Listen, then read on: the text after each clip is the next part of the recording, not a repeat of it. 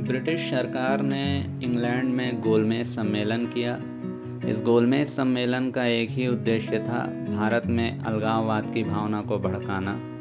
भारत में हर तरह के विभाजन को बढ़ावा देने के लिए ही ब्रिटिश सरकार ऐसे सम्मेलनों का आयोजित करती थी और ऐसे सम्मेलनों में वो भारतीयों के बीच से ही अपने पसंदीदा काम करने वाले भारतीयों को चुनकर अपने खर्च पर वो देशभक्त क्रांतिकारियों के खिलाफ खड़े करने के लिए ले जाती थी।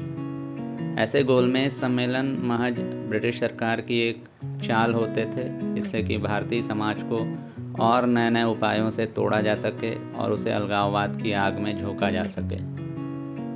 प्रोफेसर देवेंद्र स्वरूप ऐसे गोलमेज सम्मेलनों के बारे में इतिहास के तथ्यों से बताते हैं।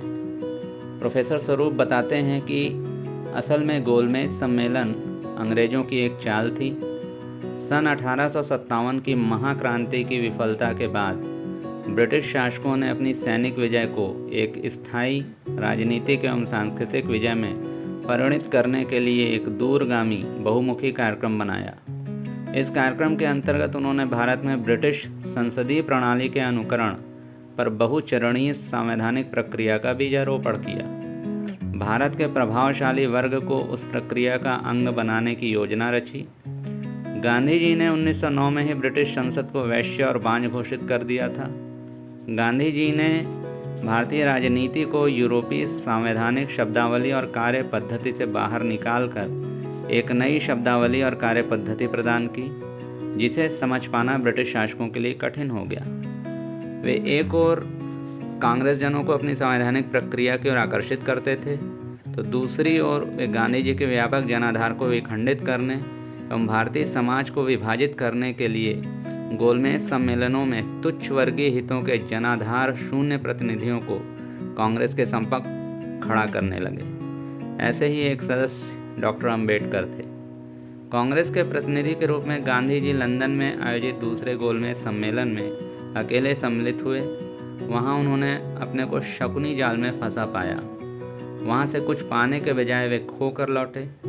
ब्रिटिश सरकार भारतीय राष्ट्रवाद के विरुद्ध मुस्लिम पृथकतावाद और देशी नरेशों के अतिरिक्त अब हिंदू समाज के दलित वर्गों के प्रवक्ता के रूप में डॉक्टर अंबेडकर को गांधी जी के विरुद्ध खड़ा करने में सफल हो गई। दलित वर्गों और मुसलमानों के मताधिकार का निर्णय करने का अधिकार ब्रिटिश प्रधानमंत्री को मिल गया। उसने अगस्त 1932 में दलित वर्गों को पृथक मताधिकार देकर हिंदू समाज को दो फाड़ करने के षड्यंत्र को अंजाम दिया। इसके कारण गांधी जी को आमरण अनशन आरंभ करना पड़ा। इस अनशन में से पूना पैक्ट निकला, जिसने भारतीय राजनीति में जाति के आधार पर आरक्षण का भस्मासुर पैदा कर दिया था। अंग्रेजों की नज़र में गोलमेज परिषद के अंबेडकर हीरो थे, क्योंकि वह अंग्रेजों के लिए गांधी जी का विरोध कर रहे थे।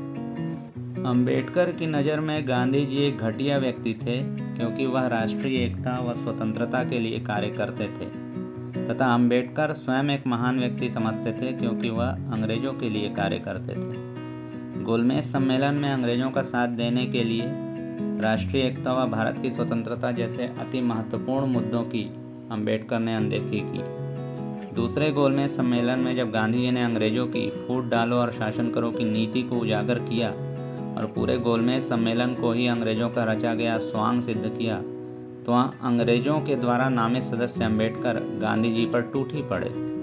गोलमेज सम्मेलन एक दिखावा था, अतः वहाँ कोई नई बात न बनी।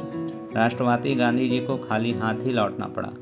गोलमेज सम्मेलन समाप्त हुआ और इसमें अंग्रेजों को अत्यधिक संतोष की प्राप्ति हुई। जब भी संविधान निर्माण के प्रश्न पर ऐसे सम्मेलन कराना अंग्रेजों की मजबूरी होती, तो वे इन सम्मेलनों में अंबेडकर जैसे नेताओं को जरूर शामिल करते, जिससे गांधी जी को कमज़ोर किया जा सके और स्वतंत्रता आंदोलन को दबाया जा सके।